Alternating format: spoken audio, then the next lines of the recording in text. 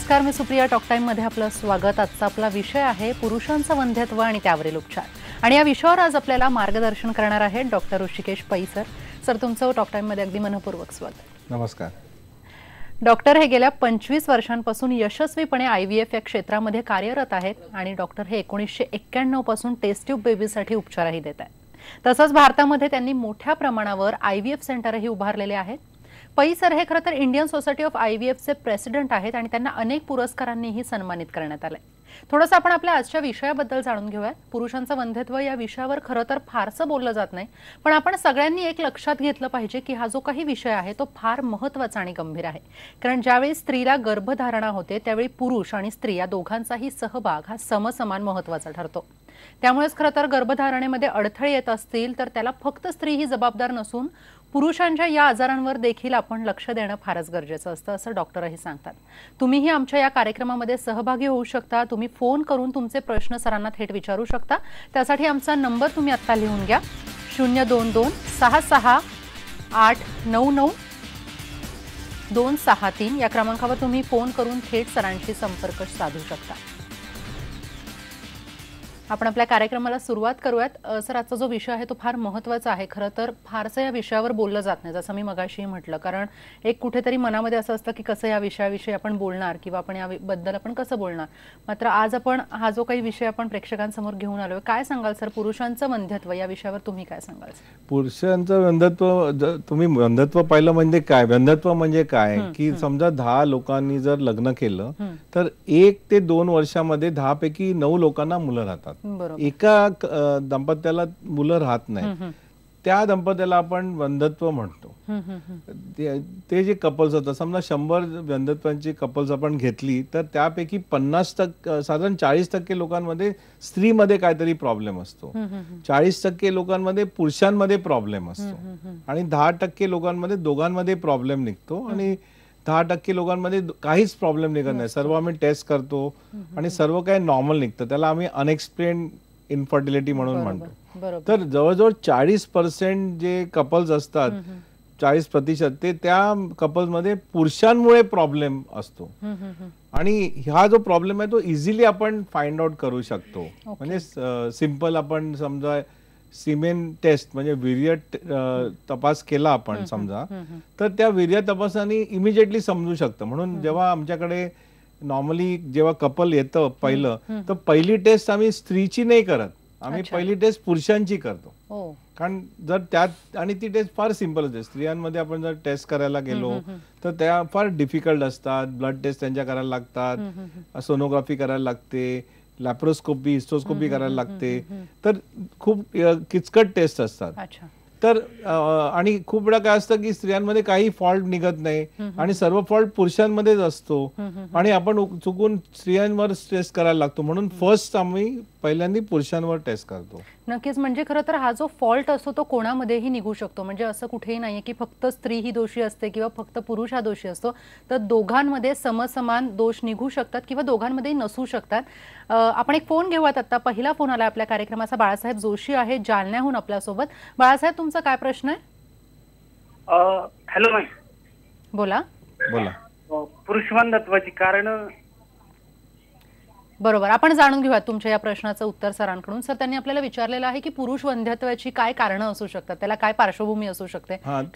वेगवेगळी कारणं असतात पुरुष वंध्यत्व. आपण टेस्ट करून बघतो, ते तुम्हाला मी सांगेन. सिमेंट टेस्ट मध्ये आम्ही काय बघतो एटसेट्रा एटसेट्रा, ते नंतर बोलू आपण. पण आता आपण कारणाच्या टॉपिकवर आहोतच, तर आपण कारणांबद्दल काही बोलू.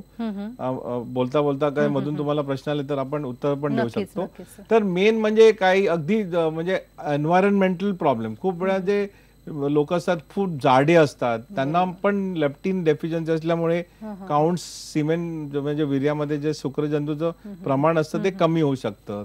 म्हणजे फार जाडे लोक असतील तर, किंवा काय खूप लोक स्मोकिंग करतात. स्मोकिंग मध्ये कॅडमियम म्हणून एक मेटल आहे आणि ते आपल्या स्पर्म मध्ये एक झिंक म्हणून असतं मेटल. ते कॅडमियम झिंकला रिप्लेस करतं आणि त्यामुळे खूप लोकांमध्ये डॅमेज होऊ होऊ शकतो. शकतात. तर म्हणजे स्मोकिंगमुळे खूप प्रॉब्लेम होतात.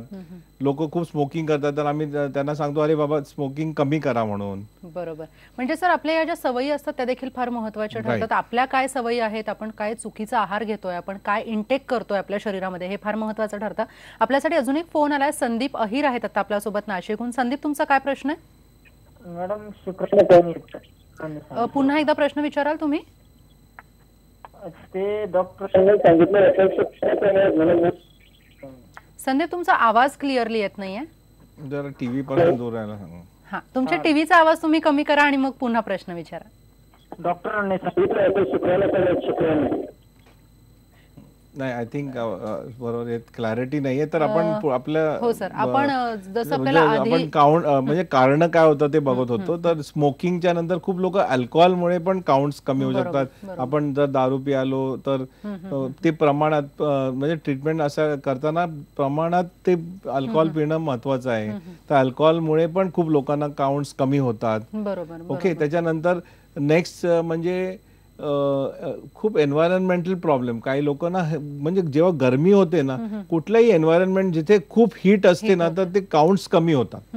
म्हणजे काही लोक जे भट्टीमध्ये काम करतात किंवा बस ड्रायव्हर्स असतात किंवा ट्रेनमध्ये एकदम जिथे हीट खूप असते एन्व्हायरमेंटमध्ये, त्या लोकांमध्ये असं पाहण्यात आलंय की काउंट्स कमी होतात. किंवा जिथे रेडिएशन एक्सपोजर आहे, रेडिएशन टेक्निशियन्स आहेत, तर ते प्रोटेक्शन घेणं फार लेडचा एप्रन घालायला लागतो. नाही तर रेडिएशनमुळे पण म्हणजे एक्सरे मध्ये जे रेडिएशन असतं ना, तर जे तिकडे एक्सरे डिपार्टमेंटमध्ये काम करणारे लोक आहेत ते सांभाळून त्यांना काम करायला लागतं. नाहीतर ते रेडिएशननी टेस्टिस म्हणजे पुरुषाचं जे अंडर टेस्टिस ते डॅमेज होऊ शकतं. बरोबर. जसं आता आपल्याला एक नाशिकहून फोन आला होता. कदाचित त्यांचं म्हणणं होतं की स्पर्म काउंट जेव्हा कमी होतो तेव्हा ते कदाचित कारण असू शकतं. स्पर्म काउंट कमी होण्यामागे काय कारण असू शकतं? तर ही सर्व जी कारणं मी तुम्हाला म्हणतोय, ही कारणामुळे स्पर्म काउंट्स कमी होतात. तर नॉर्मली आम्ही जेव्हा पहिलं डायग्नोसिस करतो, म्हणजे पहिलं जेव्हा कपल येतं तर कसं कळतं आपल्याला की ह्यामध्ये पुरुषामध्ये फॉल्ट आहे की नाही, तर आम्ही त्यांचं सिमेंट टेस्ट करतो किंवा वीर्य तपास करतो. तर वीर्य जे असतं त्याच्यामध्ये शुक्रजंतू असतात, तर त्याचं प्रमाण पाहिलं जातं. त्याची मोटिलिटी म्हणजे मूव्ह होण्याची क्षमता असते ती पाहिली जाते. आणि मॉर्फॉलॉजी म्हणजे त्याचा अपिअरन्स जो असतो, स्पर्मचा जे दिसणारा अपिअरन्स असतो तर तो पाहिला जातो. आणि त्या बेसिसवर आपण डिसाईड करतो. तर मोटिलिटी, नॉर्मल मोटिलिटी नॉर्मल पुरुषांमध्ये एका जमान्यात 40 मिलियन 50 मिलियन नॉर्मल असायचं. आताच्या जमान्यामध्ये WHO ने नवीन डेफिनेशन केलंय 15 मिलियन. 15 मिलियनच्या वर असेल counter it is taken as normal. म्हणजे मोटिलिटी जी असते ती 40%. आधीच्या WHO मध्ये होतं 50%. आता कमी करून 40% वर मोटिलिटी आणली आहे. आणि मॉर्फॉलॉजी म्हणजे नॉर्मल दिसणारे जे स्पर्म असतात ते आधीच्या WHO मध्ये 30% होते, आता 4% वर आणले. तर जो पूर्वी ज्याच्या 15 मिलियन काउंट असेल, मोटिलिटी 40% हून जास्ती असेल आणि मॉर्फॉलॉजी नॉर्मल 4% हून नॉर्मल जास्ती असेल तर त्याला आम्ही नॉर्मल पकडतो. त्याच्या खाली जर असेल तर त्याला म्हणतो की मेल फॅक्टर आहे. आणि नॉर्मली 2 तरी टेस्ट केल्या जातात आणि 4 दिवस संबंध न ठेवल्यानंतर टेस्ट केल्या जातात. नक्की सर, आपण एक फोन घेऊयात. आता आपल्या सोबत आहेत विनायक फडके मुंबईहून. विनायक, तुमचा काय प्रश्न आहे? नमस्कार, माझा प्रश्न असा आहे की स्पर्म काउंट वाढवण्यासाठी काय काळजी घेऊ शकतो किंवा कशा प्रकारे स्पर्म काउंट वाढवता येईल? अच्छा, आता तुम्ही काही ट्रीटमेंट घेताय किंवा आता कोणत्या ट्रीटमेंटच्या प्रोसेस मध्ये आहात तुम्ही? ट्रीटमेंट माझी झालेली आहे, त्याच्यात 9 स्पर्म मिळालेले आहेत. पण अप्लाय न झाल्यामुळे म्हणजे अजून माझ्या मिसेस वरती ट्रीटमेंट झाल्यानंतर अजून प्रेग्नन्सी राहिलेली नाहीये. सो त्याची क्वालिटी मेंटेन करणं आणि स्पर्म काउंट अजून वाढवण्यासाठी काय उपाय योजना? नॉर्मल स्पर्म काउंट आहे का? तुमचे स्पर्म काउंट नॉर्मल आहे? नॉर्मल नाहीये, इक्सी करायला लागलंय. इक्सी करायला लागले. आणि लग्नाला तुमच्या किती वर्ष झाली आहेत? 5 वर्ष. 5 वर्ष झाली. तर काउंट काय आहे तुमचा? 9 काउंट आहे. 9 मिलियन. हा, 9 मिलियन काउंट आहे. बेसिकली ते ऍक्च्युली मी नंतर बोलणार होतो. पण नॉर्मली ट्रीटमेंट जे असतात ना, त्या जर आपण ट्रीटमेंटकडे वळलो, समजा आपण कारण नंतर बोलू शकतो, पण ट्रीटमेंटकडे वळलो तर मेजॉरिटी जे लोक असतात ना त्यांच्यामध्ये जो काउंट कमी असतो ना त्याचा काय कॉज निघत नाही. Most of them are idiopathic. आपण जर फाइंड आउट केलं, इन्व्हेस्टिगेशन केले, टेस्ट केल्या, तर त्याच्यामध्ये काय मेजर फॉल्ट निघत नाही. आणि त्या लोकांमध्ये ट्रीटमेंट पण एम्पेरिकल आहे, म्हणजे आपण त्यांना गोळ्या देतो, पण त्या गोळ्यांचा असर कुठपण पडतो काय बोलता येत नाही. तर नॉर्मली आम्ही त्यांना अँटीऑक्सिडंट देतो, म्हणजे कोएन्झाइम क्यू, लायकोपिन असे काही काही नवीन पदार्थ निघालेत, त्याच्यामुळे जरा मोटिलिटी आणि काउंट्स थोडे वाढू शकतात. त्यांना आम्ही क्लोमिफिन सायट्रेट म्हणून एक गोळी, ती खूप कॉमनली जनरल प्रॅक्टिशनर्स पण हल्ली खूप वापरतात ते, पण ती आम्ही गोळी देतो. त्याच्यामुळे पण काही लोकांचे काउंट्स वाढतात. मी काय तुम्हाला सांगितलं पहिलं, म्हणजे अशा जे आता आपण हा पेशंट पाहिला त्याला ऍक्च्युअली कॉज काय मिळत नाही, but we start treating them. तर काउंट थोडे वाढवून जर ते वाढवता आले तर मग आम्ही सिमेंट घेऊन वॉश करून गर्भाशयामध्ये आत टाकतो, त्याला IUI म्हणतात. ओके सर, पण ही जी ट्रीटमेंट असते IUI आणि ICSI या दोन्ही विषय आपल्याला जाणून घ्यायचे. मात्र इथे आपण घेतो एक छोटासा ब्रेक. तुम्ही कुठेही जाऊ नका, पहा फक्त IBN लोकमत.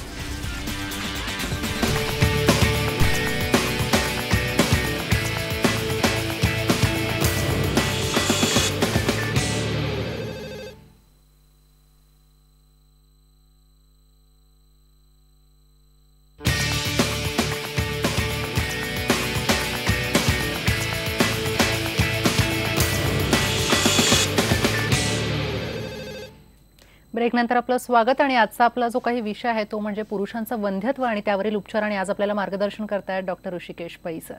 सर, जसं तुम्ही म्हणालात की अनेक कारणं अशी असतात की आपल्याला कळत नाहीत. खरं तर आपण ज्यावेळेला डायग्नोज करतो त्यावेळेला आपल्याला कळत नाही की पेशंटमध्ये नेमकं काय कारण आहे.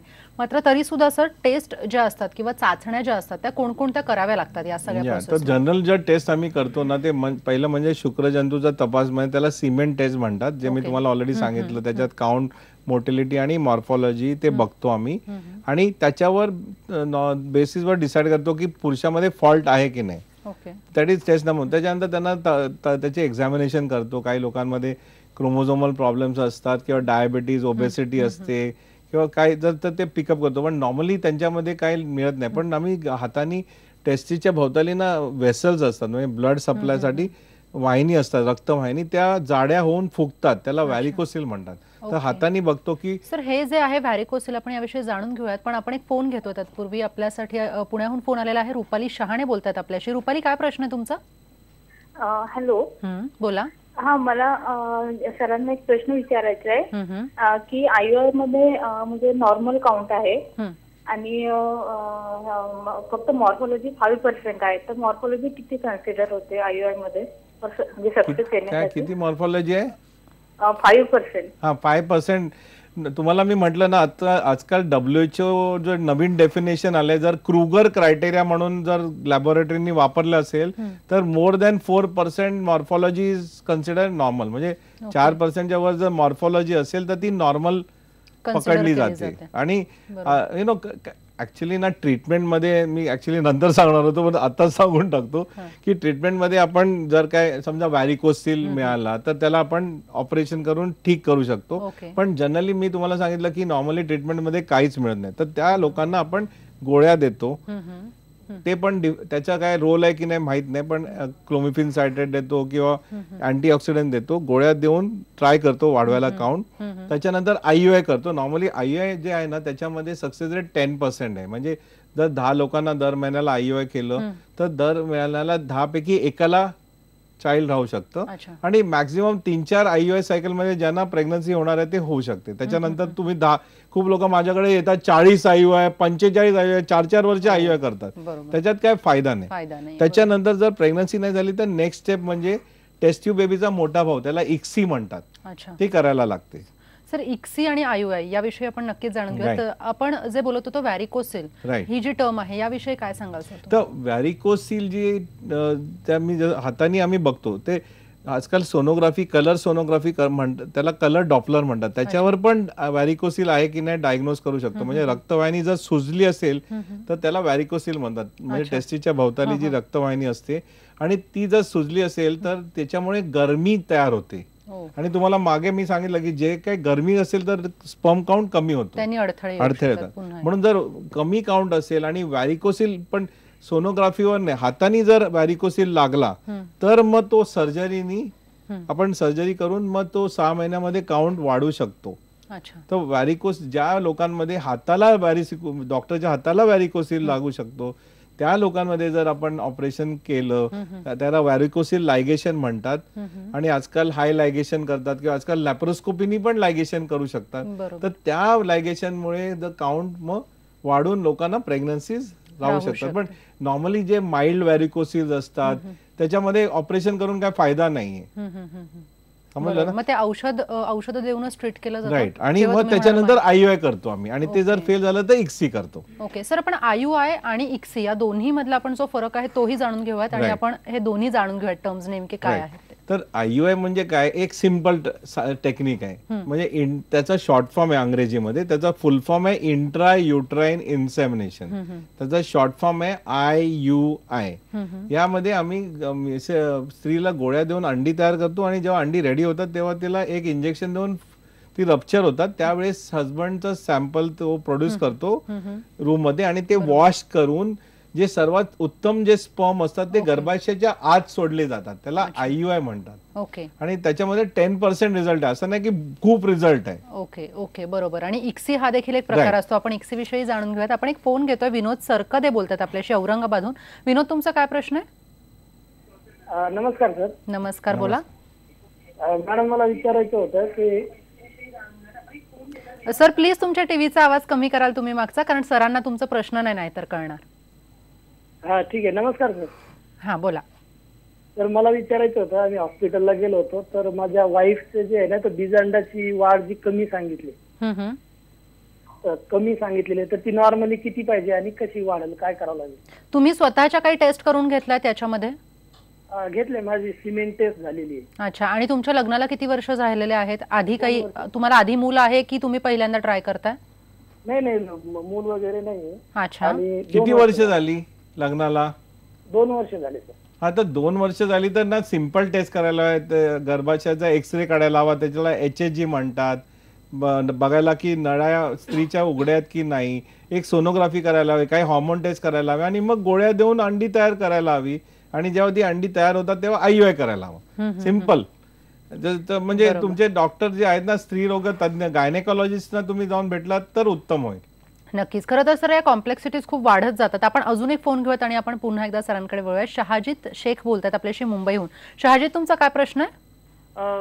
सर, माझा प्रश्न असा आहे की माझ्या सेमेनमध्ये स्पर्म काउंट एकदम 0 दाखवते, पण माझ्या डॉक्टरनी मला सल्ला दिला होता की गो फॉर बायोप्सी.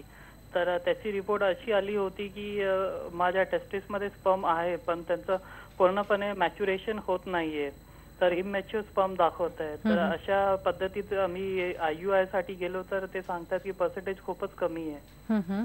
माझ्या रिपोर्टमध्ये लिहिलं होतं की fibrosis with no spermatogenesis and remaining 40% of the tubules show spermatogenesis reaching only up to spermatocyte stage. No mature sperms are seen in any of the tubules. तुमचं FSH लेवल केलाय का? FSH level? FSH level? हा, blood मध्ये नाही ना. तर anyway तुम्हाला आता मी ते माझ्या मते ना आपण ICSI म्हणजे काय ना सांगूया, म्हणजे त्यांना जरा एक आयडिया येईल. तर यांचे सर्वांचे प्रश्न. तर नॉर्मली आम्ही काय करतो, पहिला म्हणजे सर्व फाइंड करतो कॉज काय आहे ते. त्याच्यात खूप लोकांमध्ये कॉज मिळतच नाही, त्याच्यानंतर गोळ्या देतो, त्याच्याने काउंट वाढवून IUI करतो. नॉर्मली 3-4 महिने IUI करून मिनिमम काउंट IUI साठी 5 to 10 मिलियन तरी असायला हवा. अगदी कमी असेल ना 5 मिलियन काउंट, तर IUI मध्ये काय तथ्य नाही. पण आपल्या देशामध्ये लोक फार म्हणजे पैसे टाईट आहेत ना सर्व, तर त्यामुळे जरी कमी काउंट असले तरी अमेरिकेत स्ट्रेट आपण ICSI ला गेलो असतो, पण इंडियामध्ये आपण तरी पण 3-4 टाइम IUI ट्राय करतो, कारण मनी प्रॉब्लेम येते. You understand? समजा काउंट 10 मिलियन जास्त असेल डेफिनेटली IUI, पण 10च्या खाली खूप म्हणजे लेस चान्स असतो IUI आणि प्रेग्नन्सी व्हायला. तर नेक्स्ट इज ICSI. ICSI मध्ये काय करतो आम्ही, एक मिस्त्रीला इंजेक्शन देऊन अंडी तयार करतो, अंडी बाहेर काढतो सोनोग्राफीने. 5-10 मिनिटं लागतात, बेहोश करून काढतो, आणि मग स्पर्म घेऊन एक स्पर्म प्रत्येक अंड्यामध्ये इंजेक्ट करतो. त्याला इंट्रासायटोप्लाझ्मिक स्पर्म इंजेक्शन, त्याचा शॉर्ट फॉर्म ICSI ICSI. ते इंजेक्ट करतो. ते 95 मध्ये इंडियामध्ये आलं. पहिल्या 5-6 लोकांमध्ये मी चालू केलं. ते तेव्हाची गोष्ट आहे. त्याच्याने ते एम्ब्रिओ बनतात, ते एम्ब्रिओ गर्भाशयामध्ये सोडतो. नॉर्मली आता ICSI मध्ये सक्सेस रेट 40% आहे. 40 to 50% आहे. सर कसं होतं की प्रत्येक पेशंटला जो सक्सेस रेट असतो तो किती आहे ते जाणून घेणं महत्त्वाचं असतं. आपण त्याविषयी जाणून घेऊयात, पण इथे आपण घेतो एक छोटासा ब्रेक. तुम्ही पहा फक्त IBN लोकमत.